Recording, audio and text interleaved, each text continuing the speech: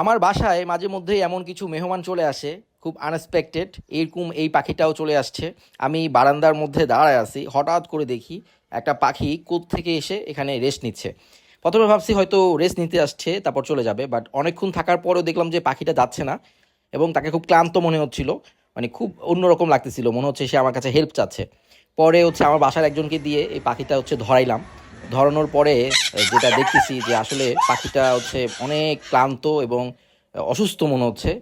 তো নিজের মতো করে প্রথমে ট্রিটমেন্ট করলাম, তারপর দেখলাম যে আসলে পাখিটা কিছুই খাচ্ছে না আর মানে ছটফট করতেছে।